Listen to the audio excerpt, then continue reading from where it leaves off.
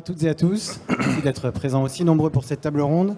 Alors aujourd'hui, on va parler d'un sujet assez particulier qui est un peu la thématique du salon. Comment on innove avec l'IA sans franchir les très nombreuses lignes rouges. Nous, on va faire un focus sur ce qui est éthique et réglementaire. Donc merci Luc, Mathilde et Eric d'avoir accepté d'intervenir sur cette table ronde. Et on va commencer par essayer de décrypter un peu ce labyrinthe légal, puisqu'on a la chance d'avoir Eric de la CNIL. Donc pour commencer directement, est-ce que Eric, tu peux nous expliquer avec le RIA, l'AI Act, la RGPD, le droit social, le droit des nouvelles technologies, quelles sont les principales règles qui sont déjà applicables aujourd'hui qu'on doit avoir en tête quand on utilise l'IA dans les RH? Et est-ce qu'on peut faire un zoom sur ces fameuses décisions RH qu'on ne peut pas automatiser à 100% et ce tri des CV sur lequel c'est là-dessus que j'ai eu le plus de questions? Alors bonjour à tous et merci pour l'invitation.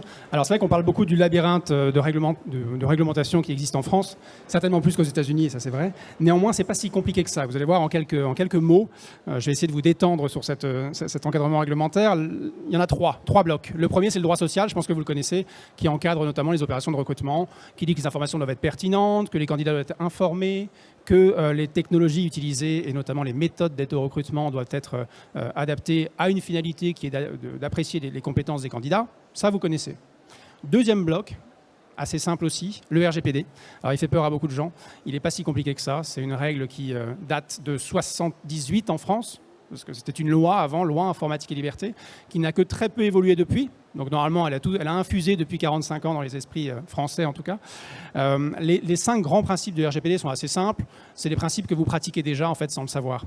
C'est un principe de finalité, il faut savoir ce que vous faites. Pourquoi vous traitez de la data? Alors on entend beaucoup parler de data. Vous parlez tous de data. Nous, le data, c'est de la donnée à caractère personnel. C'est juste de la donnée qui est rattachée à un individu, personne physique. Voilà. Et ça, ces données-là sont protégées par le RGPD. C'est aussi simple que ça. Donc lorsque vous traitez des données de candidats, d'employés, de collaborateurs, tout ça, ce sont des données à caractère personnel. Donc vous devez appliquer le RGPD. C'est simple. Que ce soit professionnel ou personnel, il n'y a pas de débat. Ça reste de la donnée attachée à un individu, personne physique. Les règles de traitement de ces données, elles sont relativement simples. Vous devez savoir ce que vous faites. Donc si vous collectez de la data auprès de candidats, c'est pour les recruter. Ça, c'est l'objectif, numéro 1. Deuxième règle, c'est un principe de ce qu'on appelle de minimisation. Vous avez un objectif, il va falloir juste que vous collectiez ce qui est strictement nécessaire à l'objectif. Vous ne collectez pas, par exemple, ce que faisaient les parents, quelles sont les origines alors ethniques en France, en plus, n'en parlons pas, mais des parents, des frères et sœurs, ou des questions qui sont complètement déconnectées de l'objectif pour lequel vous souhaitez recruter le candidat. Troisième principe, un principe de durée de conservation. Donc ça, c'est un principe assez simple à comprendre. Vous ne pouvez pas conserver toutes les informations pendant des durées qui sont non définies et pendant des durées trop longues. Là-dessus, tout à l'heure, le précédent speaker, ce que j'ai entendu, disait « vous avez dans vos stocks plein de data dont vous ne savez que faire ». Alors, il y a un principe de finalité. Logiquement, lorsque vous avez recueilli des data, je vais reprendre vos termes, des data pour un objectif, le principe, c'est que vous les utilisez pour cet objectif-là et pas pour autre chose. Et en plus, vous ne devriez pas avoir tant de données que ça en backup. Donc voilà, ça, il y a peut-être une question, mais on pourra en discuter à d'autres moments. Troisième principe. Quatrième principe, c'est un principe qui vous parle largement, c'est un principe de droit des personnes. C'est-à-dire que les personnes concernées doivent être informées. Vous avez le droit de traiter des informations, des données sur les candidats, sur les clients, mais la moindre des choses, c'est que vous les informiez. Il y a une logique de transparence. Et ils ont des droits qu'ils peuvent exercer, notamment d'accéder aux informations. Dernier principe, c'est un principe de sécurité. Alors celui-là, je pense que je vais y passer le moins de temps possible parce que chaque jour dans l'actualité, vous avez une violation de données qui vous rappelle que ce principe existe et qu'il est très important. Vous traitez des données, vous en êtes les garants finalement. Et si jamais vous ne mettez pas des mesures de sécurité ou de confidentialité suffisantes, alors vous allez avoir peut-être des soucis. En tout cas, d'autres organismes ont eu des soucis. Sur le principe de l'article 22, parce qu'il est très important, et sur le RIA, vous allez voir, ça va aller assez vite aussi. Le principe de l'article 22, la loi informatique liberté, c'est important de le rappeler, elle a été créée en 60... Alors, débat politique en 74, créée en 78, la loi. Et l'objectif, en fait, c'était on était aux prémices de l'informatique. C'était pas la micro-informatique, c'était vraiment l'informatique pas moderne du tout. Et le ministère de l'Intérieur voulait ficher, en fait, les Français sur la base du numéro de sécurité sociale, en disant l'informatique, ce nouveau moyen technologique, va nous aider à faire plein d'opérations, à optimiser l'action de l'administration, à rationaliser les coûts, bonne idée. Néanmoins, on sortait 30 ans avant d'une période assez sombre sur notamment des histoires de fichage, et l'opinion publique plutôt, s'est un peu émue de ce projet. Et le gouvernement de l'époque s'est dit, c'est vrai que cette technologie, elle présente des potentialités géniales. Néanmoins, il y a des risques pour les droits humains, pour les droits individuels et publics. Et donc, il faut mettre en place des règles du jeu. C'est ça, la loi informatique et liberté. Et donc, l'article 22 vous dit, l'article 22 du RGPD, il interdit les décisions qui sont prises entièrement par une machine. Il vous dit, si c'est une machine qui prend intégralement la décision, par exemple, vous recrutez un candidat par un entretien vidéo, la machine vous dit ce candidat-là, tu le jettes, et que vous laissez dans la poubelle ce candidat, c'est une machine qui a pris la décision. Ça, le règlement vous dit c'est interdit. Alors il y a des exceptions, néanmoins les exceptions sont quand même assez limitées, et l'exception c'est notamment un critère de si vraiment c'est nécessaire au contrat. Et on en parlait, et les CNIL européennes se sont prononcées sur le sujet en disant, je vous la fais très courte, si c'est vraiment des masses faramineuses de candidatures, alors on peut estimer que vous ne pouvez pas faire autrement que de mettre une intelligence artificielle et un traitement qui soit intégralement par machine. Mais dans ce cas-là, le candidat doit être informé de cette existence d'un traitement d'IA, et il doit surtout avoir un droit qui est la possibilité de demander un examen humain. Mais un vrai examen humain. Donc ça, les candidats ne le savent pas forcément toujours. J'en arrête là pour le RGPD. Dernier bloc, le IA Act ou RIA. Et juste avant, cette règle qu'on ne connaît pas toujours en RH, aujourd'hui, moi je pense que l'enjeu c'est de la faire connaître aux salariés. Parce que beaucoup de salariés voient que l'IA arrive dans les solutions RH, mais eux ne savent pas ce que tu viens de dire, qui est que l'IA ne peut pas prendre de décisions qui impactent le recrutement ou la carrière d'un collaborateur. Et tant qu'on ne sait pas ça, assez facile de faire de la résistance en tant que salarié, de ne pas mettre des informations sur ces axes d'amélioration dans l'entretien annuel en se disant l'IA risque de prendre une décision en ma défaveur. Parce que dans les médias, si on écoute les médias, l'IA prend des décisions sur les augmentations chez IBM. Donc, gros enjeu de communication là-dessus auprès des salariés. Après, les médias aiment bien faire aussi du sensationnalisme, je pense. En tout cas, ça fait peut-être vendre. Mais en tout cas, la réalité est un petit peu différente. Et donc, dernier point sur le RIA. Alors là, pour le coup, c'est un texte qui n'a rien à voir avec les premiers. Je pense que les premiers, vous avez compris facilement ce dont il s'agissait, avec des principes simples. Le RIA, c'est un texte produit comme si vous mettiez en place un médicament dans l'Union européenne. Vous allez devoir avoir un marquage CE, vous allez devoir avoir toute une documentation technique et juridique. Le RIA, c'est ce type de texte-là, qui est assez lourdingue, pour le coup, je vais être très, très transparent, hein, d'un point de vue même de juriste, il est quand même complexe à comprendre. Donc, pour ceux qui ne sont pas juristes, c'est encore pire. Je l'avoue, mais on n'y est pour rien. Nous, CNIL, on ne sommes que les applicants, peut-être, de ce texte-là. Et en gros, ce texte-là vous dit, pour ce qui vous concerne dans le secteur RH, ça classifie les IA en fonction des risques qu'ils peuvent présenter pour tout un tas de droits. En RH, on vous dit les risques sont élevés. Les conséquences, c'est que vous allez avoir des obligations, notamment de documentation. Vous allez avoir des obligations d'utiliser des IA qui sont uniquement recensées dans un registre détenu par la Commission européenne. Vous avez des obligations de transparence. Vous avez des obligations de journalisation technique de l'ensemble de ce que vous produit l'IA. Donc c'est vraiment une règle qui est de conformité pure. Alors moi, je trouve ça un peu pénible, mais moi, je suis plutôt droits fondamentaux, mais la CNIL va avoir des compétences en RIA a priori, donc il va falloir s'y mettre, hein, évidemment, et puis ce ne sera peut-être pas moi surtout. Mais le RIA a une philosophie totalement différente. C'est plus de dire, vous utilisez un produit IA, il présente des risques, donc il va falloir que vous, en gros, respectiez la notice, que vous fassiez attention aux biais, en lien avec le producteur de cette solution logicielle. Voilà, je m'en arrête là. Voilà c'est pas si compliqué que ça, hein, au final. Ça fait peur, mais c'est pas si compliqué. Alors merci déjà pour ce travail de pédagogie. Alors à côté de toi, on a deux praticiens de l'IA. On a Mathilde qui pratique l'IA dans les RH et on a Luc qui pratique l'IA depuis plus longtemps que nous tous dans ce salon, dans différents endroits. J'aimerais commencer avec toi, Mathilde. Toi, l'IA, tu y crois notamment dans l'objectivation du recrutement. Est-ce que tu peux nous expliquer chez Mazars comment ça se passe et quelle est ta vision aussi ?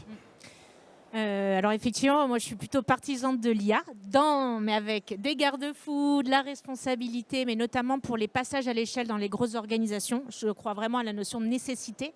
On sait le quotidien d'un RH en fait, et il ne peut pas toujours tout faire lui-même. Tout n'est pas toujours le plus intéressant non plus. Et du coup, en tout cas, avoir l'IA pour optimiser et apporter des comportements vertueux en passant à l'échelle, moi, je crois beaucoup à l'IA dans ce cadre-là. Donc, je ne reviendrai pas sur l'IA qui était déjà là depuis longtemps, encapsulée dans des outils. Donc, en fait, quand on a des chatbots qui matchent les CV avec les offres, il y a de l'IA. Enfin, il y avait déjà tout ça. Aujourd'hui, l'enjeu, l'IA générative et l'IA agentique, c'est aussi l'usage de l'IA, effectivement, dans l'objectivation du recrutement et notamment notamment, nous, dans la certification des compétences. J'ai pu déjà m'exprimer sur le fait que nous, on souhaite et on travaille déjà dans la skills-based organization, donc c'est-à-dire une organisation orientée à la compétence. Et donc, ça vient questionner la notion de recrutement, le recrutement à la compétence et le sujet de la certification de la compétence lors du recrutement. Je sais qu'il y a les entretiens structurés, qu'on est déjà débiaisé, mais pour autant, quand on reçoit énormément de candidatures et les candidats, ils critiquent l'usage des RH, de l'IA par les RH, mais les candidats, ils utilisent énormément l'IA.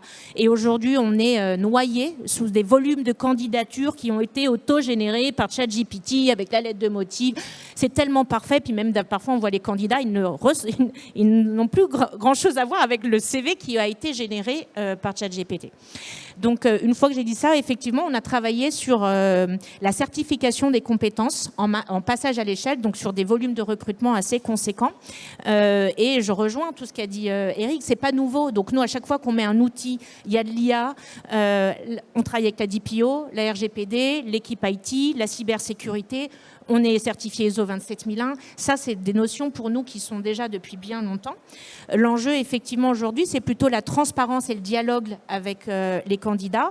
Donc, je vais vous donner un exemple. Donc, on travaille avec plusieurs plateformes, notamment Maki, donc qui va nous permettre de certifier des compétences techniques, anglais, savoir technique, sur des métiers. Nous, on a besoin d'un bagage technique chez nos candidats pour nos métiers réglementés.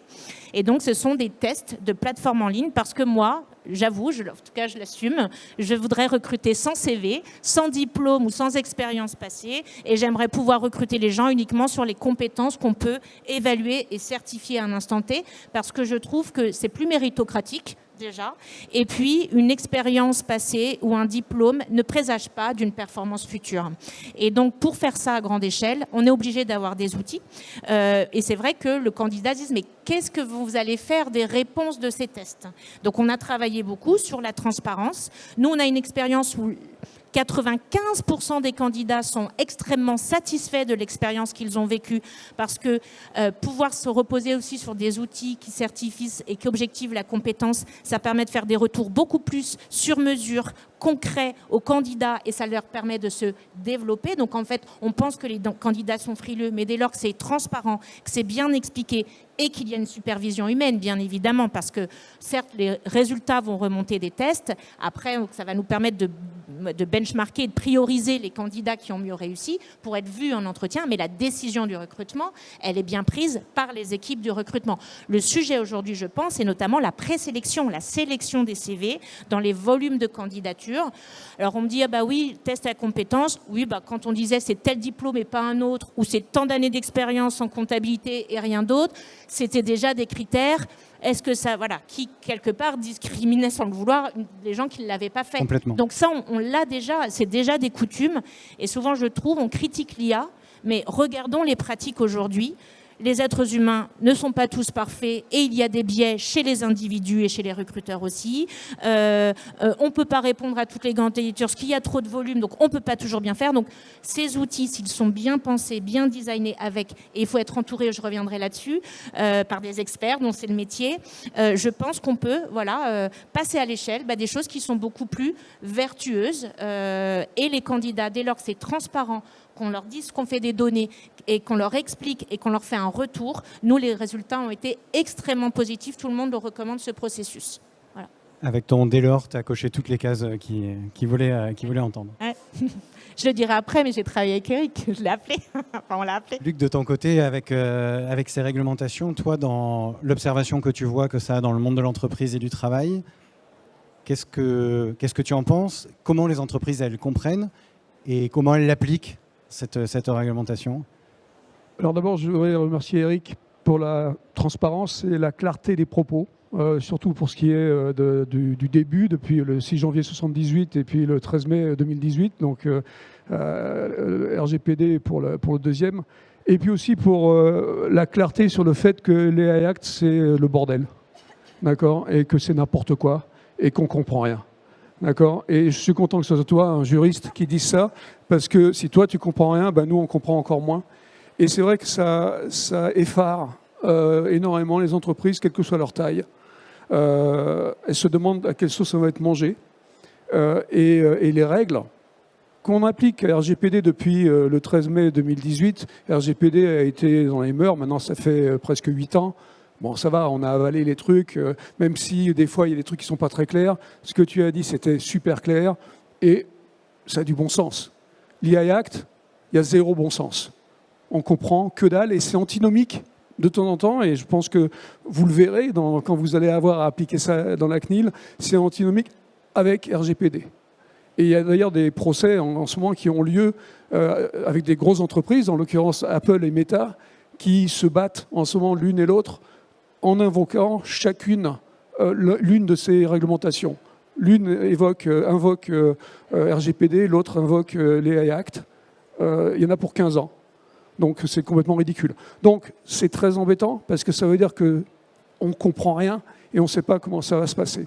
Alors, point de vue RH, là je reviens à ce qui a été dit, dans toutes les compagnies, petites ou grandes, dans lesquelles je suis passé, et parce que les compagnies dans lesquelles j'ai travaillé, en général, on joue pas mal avec ces IA, d'accord, quelles qu'elles soient, on utilise les IA. On est obligé d'utiliser les IA. Les IA ont un biais. Elles ont les mêmes biais que les humains. C'est pas pire, c'est pas... les médias qui racontent n'importe quoi sur les IA, l'IA décide, l'IA va nous tuer, l'IA va nous remplacer, c'est super, mais la réalité, c'est que l'utilisation de l'IA, l'utilisation de ces outils quotidiens, ben, ça se passe relativement bien. À la fin, c'est nous qui tenons le manche du marteau. C'est nous qui décidons de toute façon. Donc quand on dit l'IA décide, en fait, l'IA décide rien du tout. D'accord ? L'IA prend des décisions à partir des règles ou des statistiques qu'on lui a données, qu'on lui a fait avaler, avec les biais qu'on lui a fait avaler. Donc, on respire un tout petit peu, on se calme, d'accord, sur ces trucs-là. Les IA sont pratiques quand on a des volumes extrêmes dans les grosses compagnies. Quand on reçoit 10 000 CV par jour, qu'est-ce que tu veux qu'on fasse ? Je veux dire, on est bien obligé de trier. Avant, on triait à l'arrache. On avait le truc sur le bureau, on prenait la moitié, on foutait à la poubelle au hasard. Maintenant, il y a un peu moins de hasard, donc c'est un peu meilleur. C'est ce qu'il faut se dire. D'accord ? Donc, les outils servent à quelque chose, mais il faut s'éduquer. Il faut s'éduquer sur ces outils, il faut les comprendre. Il faut arrêter d'écouter ceux qui racontent n'importe quoi, et il y en a beaucoup qui racontent n'importe quoi sur les IA. D'accord ? Donc il faut arrêter d'écouter ça. Et malheureusement, la caisse de résonance des médias est importante pour raconter ce n'importe quoi, parce que c'est du sensationnalisme, c'est ce que tu as dit tout à l'heure. Et c'est plus excitant, et ça fait des gros titres de dire « l'IA va nous tuer », plutôt que de dire « l'IA, c'est des maths ». D'accord ? Donc, il faut s'éduquer à tout niveau, non seulement au niveau des écoles et tout ça, quand on va apprendre les métiers, quand on va apprendre ce que c'est, mais aussi l'éducation de tous les jours, la formation continue. Il faut qu'on explique ce que c'est que ces IA, ce que c'est que ces outils, que ce n'est pas des machins terribles. Et donc, du coup, quand on respire, ça va mieux. Ok, bon, on a peut-être besoin d'entendre ça vu la complexité. Pour celles et ceux qui ne voient pas forcément les axes médiatiques dont on parle, il y a un reportage notamment l'an dernier qui était, je ne sais plus sur quelle chaîne, mais sur IBM, qui est l'un des acteurs français qu'on cite souvent pour l'IA. Et le titre, c'était « L'IA décide des augmentations salariales ». Alors que si on regarde le reportage, pas du tout. Elle fait ce que vous pouvez faire si vous respectez la RGPD. Elle vient agréger des données pour faire des suggestions de décision. Mais à la fin, c'est le RH qui décide, il y a de la supervision humaine.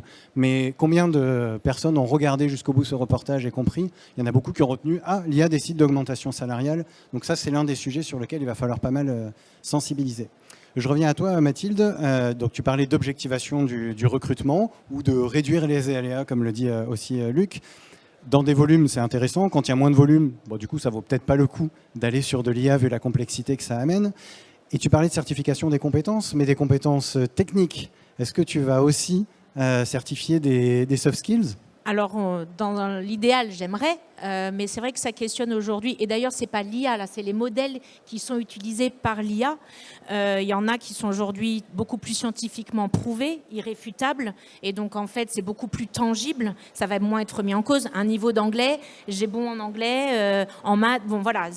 Aujourd'hui, on sait des choses, c'est irréfutable, c'est bon, c'est faux. Bon. L'intelligence émotionnelle, l'assertivité, en tout cas des choses, les sciences molles ou les soft skills, comme on les appelle. Le sujet, c'est que justement, aujourd'hui, c'est pas suffisamment scientifiquement irréfutable. En même temps, la complexité humaine est telle que heureusement qu'on peut pas prédéfinir. Donc aujourd'hui, ça ne veut pas dire qu'il ne faut pas être utilisé, mais on va être beaucoup plus précautionneux sur la manière dont on va analyser. Ça reste des indicateurs. Dans beaucoup d'organisations, on fait des tests de développement, en tout cas, ou des tests de personnalité. Enfin, le DISC, le ProcessCom, le MBTI, c'est des choses qui existent et qu'on utilise en pratique. Maintenant, peut-être, on va poser moins une vérité absolue à un instant T. Et effectivement, ça, je pense que c'est un sujet où on a pu échanger, où en fonction de la nature des tests et de la démonstration scientifique derrière, de la robustesse, il y a des choses qui vont pouvoir être prises beaucoup plus en lecture directe. Encore une fois, on va lire, on va dire, tiens, tel résultat, bon, bah, c'est oui, c'est non. Et puis, les sciences molles, c'est un peu moins aujourd'hui une matière qu'on maîtrise tous. Et donc, il y a une part d'erreur beaucoup plus importante. Donc, on va être beaucoup plus précautionneux dans l'analyse. Et là, la supervision humaine, elle va être un peu plus importante pour venir bien analyser, se dire attention, ça faut peut-être le regarder différemment. Enfin, mais ça reste des indicateurs. Mais effectivement, dans la prise de décision, on ne va pas apporter la même assurance, tout simplement parce que vis-à-vis des candidats, on ne peut pas certifier de la même assurance en fonction donc on a différentes plateformes pour des compétences techniques et pour des compétences comportementales, mais elles ne vont pas apporter le même poids dans la décision puisqu'elles n'ont pas la même démonstration scientifique. Et ça, on en a parlé, on en a parlé avec Eric, avec la DPO, parce que c'était du coup, au début, c'était on bloque tout. Non, on bloque pas tout. En fait, il y a des choses qu'on peut, et puis on a d'autres, et du coup, on adapte nos process. Voilà. Donc, en fonction de la matière et la manière dont elle est démontrée scientifiquement, effectivement, on va se reposer peut-être pas avec la même confiance sur les résultats qu'on va obtenir. Mais alors, c'est d'actualité, parce qu'on a des acteurs dans le salon qui disent ça y est, on peut mieux évaluer les soft skills, notamment avec l'intelligence artificielle. Et donc, je vais te poser à toi la question, parce que je sais que tu brûles d'envie de répondre là-dessus. Si on a cette promesse, déjà, à quel point elle est fiable et comment on peut s'en servir? Parce que si on ne peut pas s'en servir pour décider, mais qu'elle influence notre décision, c'est comme le tri des CV par IA. Oui, l'IA ne décide pas, mais au final, elle influence quand même notre décision. Ça, juridiquement, on risque quelque chose si elle influe notre décision? Non, si c'est un critère, ça influence uniquement. Parmi d'autres? Ouais, c'est un critère parmi d'autres. Il n'y a pas de difficulté. Là où on va avoir des difficultés, c'est déjà le lien entre le fait de poser ces questions et l'appréciation des compétences par rapport au code du travail. Là, il peut y avoir une question juridique. Et par rapport au RGPD, là où il peut y avoir aussi une question, c'est sur le principe d'exactitude des données. Et donc, on retombe un petit peu, le RGPD vous dit, si vous traitez des données, il faut vous assuriez qu'elles soient exactes, pertinentes, adaptées. Si on commence à faire des collectes de données qui paraissent farfelus. Après, moi, je ne suis pas expert. C'est assez contesté scientifiquement. C'est un peu comme la graphologie à l'époque. Vous écriviez vers la droite, vous étiez super dynamique. Vous écriviez vers la gauche, vous étiez quelqu'un qu'il fallait absolument éviter. Donc, et là-dessus, on voit que ça pose quand même des questions. Moi, je connais des gens qui écrivent sur la gauche et qui sont très rapides d'esprit. Donc, c'est là aussi où nous, on a une difficulté quand même. Je ne peux pas dire de but en blanc, c'est interdit. Il faut toujours, de toute façon, faire du cas par cas. Il faut toujours voir un peu dans les détails. Le diable se cache dans les détails. Donc là-dessus, en tout cas, on est très prudent sur ce type de solution, on va dire. Par contre, lorsqu'il s'agit d'appréciation de qualité technique ou d'anglais, de codage, il n'y a pas tellement de difficultés à ça. Okay, mais je parce qu'effectivement, je ne dis pas que ces solutions n'apportent pas de la valeur et n'ont pas développé des modèles pertinents, mais je voudrais... Par exemple, l'AFNOR a commencé quand même assez récemment à travailler sur un référentiel commun des soft skills, c'est-à-dire qu'on est tous collectivement beaucoup moins matures sur l'appréciation des soft skills. Donc oui, il y a des outils et on va mieux détecter. Maintenant, je pense qu'une connaissance technique, c'est assez binaire et c'est moins conjoncturel. Une compétence comportementale, qu'est-ce qui est dû à moi, qu'est-ce qui est dû à mon environnement. Donc il faut être plus précautionneux parce qu'on peut mettre vite les gens dans des cases et voilà, c'est un peu plus complexe. Donc ces outils vont aider. Moi, je rejoins, je les utilise parce que je les trouve pertinents. Je vais les utiliser dans ma prise de décision. Heureusement que ce n'est pas en lecture brute de « Ah, c'est ça, oui, non ». Non, je vais prendre, j'ai conscience, on va sensibiliser en disant il y a une part peut-être potentielle d'erreur ou on va dire d'appréciation. Donc voilà, il faut corréler ça avec d'autres données pertinentes pour certifier les compétences. Il y a Luc qui voulait réagir. Non, moi je veux juste te dire ce qui est important dans ce qu'a dit Mathilde et ce qu'on a dit aussi avant, c'est que c'est des IA. On a toujours l'impression qu'on va avoir un RH qui va être remplacée par une IA qui va être omnipotente et qui va prendre ses décisions. Ce qui est important, c'est qu'on va prendre des décisions avec des IA différentes qui vont avoir des compétences différentes pour l'anglais, pour les maths, etc. Et certaines pour les soft skills qu'on essaye petit à petit, on essaie de comprendre, d'injecter des choses. Mais c'est vrai que les soft skills, c'est certainement les trucs les plus difficiles à comprendre et à capturer. Et les données d'ailleurs qu'on capture, on ne comprend pas exactement ce que ça veut dire et ce que c'est. Donc c'est plus compliqué, ça existe, mais l'essentiel c'est de dire, c'est la diversité des IA elles-mêmes qui me donne la diversité du choix à moi, RH, qui vais prendre la décision de si j'embauche la personne ou pas, ou si je veux parler à la personne ou pas. Ok, donc des IA, on retient plutôt qu'une IA. Tu voulais ajouter? Non, pour rebondir sur un propos de Luc, sur l'incompréhension du RIA, en tout cas cette difficulté technique, on va dire ça comme ça, il y a un point qui est relativement clair pour le recrutement et qui, à mon avis, vaut le coup de vous rappeler, c'est qu'il interdit un usage de l'IA spécifique en matière de recrutement et notamment, en matière RH, en matière de reconnaissance des émotions. C'est-à-dire que si jamais il y a des solutions, je ne sais pas, je n'ai pas fait le tour, qui vendent des solutions qui disent reconnaissance des émotions par IA, ça, dites-vous que dans quelques mois, ça risque de sentir le roussi. Parce que pour le coup, le règlement sur l'intelligence artificielle est clair là-dessus, en disant ça, on considère que c'est un risque qui excède ce qui est acceptable, comme la notation sociale, par exemple, ce qui se fait dans d'autres pays. Voilà. Mais tu vois, c'est malléable aussi, parce qu'il y a la même chose sur les caméras. Et on dit, on n'a pas utiliser les caméras, blablabla, mais finalement, il y a des exceptions qui, petit à petit, prennent des morceaux de choses. Donc, on va voir comment ça va évoluer. Toujours pareil, c'est sujet à l'interprétation. On va voir. Moi, ce qui m'inquiète dans le monde qui vient, et surtout dans le monde des startups, ce qui m'inquiète, c'est quand j'entends les fondateurs des startups qui me disent aujourd'hui, le troisième employé que je vais prendre dans ma boîte, c'est un juriste. Alors, j'ai rien contre les juristes, mais le truc, c'est que quand on me dit dans une boîte de tech, tu vois, des techos qui, dans leur garage, me disent je vais employer un juriste parce que je ne sais pas si je vais me faire ding par la réglementation, quelle qu'elle soit, ça m'inquiète un tout petit peu.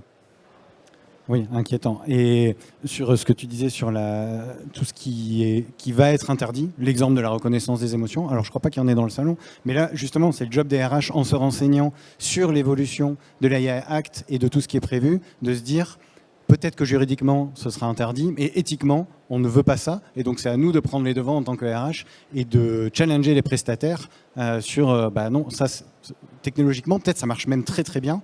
On n'en veut pas à nous, et d'être exigeant sur leur capacité à expliquer comment fonctionne l'IA. Parce qu'avec le RIA, si un prestataire n'est pas capable de vous expliquer comment fonctionne l'intelligence artificielle qui va traiter vos données, ce sera interdit. En Europe, ce sera interdit. Donc ne commencez pas à vous engager avec une solution où on ne sait pas tout vous expliquer en disant « c'est en cours de construction, on viendra vers vous », parce que potentiellement, dans 6 mois, il faudra changer de solution.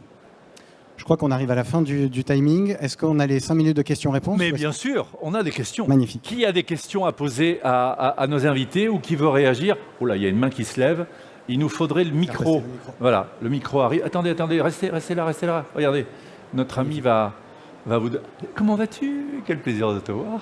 Bon, tout le monde te connaît, mais présente-toi quand même. Non, tout le monde ne me connaît pas. Bonjour, Sylvia Di Pasquale, je suis journaliste. Pardon, les médias en ont pris plein la tête, mais bon. Non, j'ai une question sur justement technique. Comment est-ce que vous allez faire si des candidats qui se groupent, il y a une class action en ce moment aux États-Unis sur ce sujet, se regroupent pour vous demander des comptes sur qu'est-ce qu'il y a dans votre boîte noire, dans l'algorithme qui est censé ne pas faire de biais et sélectionner des candidats de façon transparente. Comment vous allez faire s'il y a, je sais pas moi, 100 000 candidats qui vous demandent la même chose? Merci Sylvia. Qui veut répondre? Alors moi, si je peux me permettre, j'utilise déjà des IA dans des outils depuis plus de 10 ans. Et en fait, le sujet est posé là, mais en fait... les IA, c'est pas nouveau. C'était encapsulé dans des outils. Nous, RH, on ne conversait pas directement avec eux parce qu'on était avec des solutions et des acteurs de la tech qui les avaient développés. Mais c'est nous qui portons la responsabilité dès lors qu'on les met en place pour nous. Et en fait, non. Par contre, régulièrement, que fait-on de mes données? Ah ça, oui. Aujourd'hui, on est préparé, on est capable de répondre à des candidats qui me disent « Est-ce que vous avez toujours mes données? Qu'en avez-vous fait ?» Voilà, ça, c'est quelque chose déjà d'existant parce qu'on est sensibilisé. Et c'est en kikinant quand on est RH. Mais moi, je me mets en tant que citoyenne, je trouve ça bien. Cette réglementation sur la protection des données, en tout cas celle-ci, je la trouve responsable et je suis plutôt contente de travailler dans cet environnement-là. Voilà, donc effectivement, les modèles, non. Je pense qu'on sera plus challengé, si je me permets, quand on développera en interne nos propres agents, l'IA agentique. Et moi, je pense que, là, on parle beaucoup, mais c'est surtout, aujourd'hui, on travaille avec des acteurs qui les développent souvent pour nous. Et on coporte la responsabilité de la sécurité, de l'absence de biais, de la responsabilité. C'est notre job de challenger les acteurs tech avec qui on travaille sur ces aspects-là. Mais quand on développera nos propres agents dans l'organisation, là, effectivement, il faudra être capable, nous, de pouvoir quelque part détailler, documenter tout ça pour pouvoir les opposer à nos collaborateurs ou effectivement à nos candidats. Qui a une autre question à poser à nos invités? Pendant qu'on passe le micro, en plus en matière, on pourra donner les tests parce que vous êtes censé tester que les outils que vous utilisez ne discriminent pas. Donc ça donne de la matière pour démontrer que vous avez fait le travail en plus du prestataire pour avoir de la matière pour garantir qu'il n'y ait pas de discrimination. Merci de vous présenter, on vous écoute, bonjour. Bonjour, je suis Anne Onufric, ancienne consultante SIRH, on va dire, et aujourd'hui à mon compte en tant que coach et formatrice. Vous dites que vous êtes noyé côté employeur par le nombre de candidatures. Moi, j'accompagne beaucoup de personnes dans des reconversions, on va dire. Et eux, ils sont noyés par la multiplicité des offres et des plateformes.